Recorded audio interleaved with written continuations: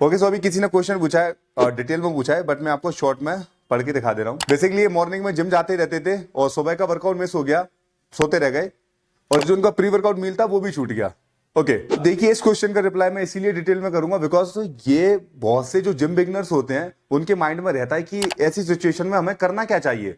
सबसे पहले तो आपको उस दिन में कार्बोहाइड्रेट कम लेना है। कार्बोहाइड्रेट से जो ग्लूकोज मिलेगा उसकी हमें नीड कम होगी। आपने वर्कआउट किया नहीं तो बॉडी को एनर्जी की जरूरत भी नहीं है।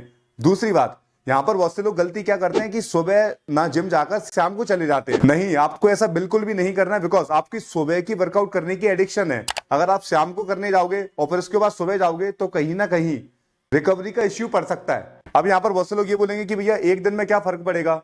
देखिए प्रॉब्लम आ सकती है, उस दिन का गैप ही कर देना, लेकिन आपको जो डाइट है वो एज इट इज रखनी है। बस कार्ब्स को कम रखना है और फैट प्रोटीन को बराबर जाने देना है।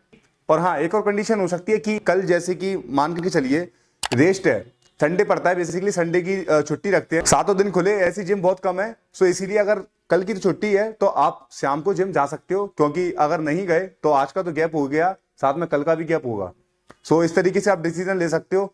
और हाँ, मैं आपसे ये कहना चाहता हूँ कि थोड़ा सा टाइम मैनेजमेंट करके रखिए। रात को जब आप लेट सोते हो तो सुबह कंफर्म ही है कि आप लेट ही उठोगे, और कई बार तो ऐसा होता है कि बॉडी इतनी ज्यादा थक जाती है कि आपको होश ही नहीं रहता है, जैसे कि इस क्वेश्चन में आपने पूछ लिया था। सो थोड़ा टाइम मैनेजमेंट अच्छे से करिए, प्रॉब्लम नहीं आएगी।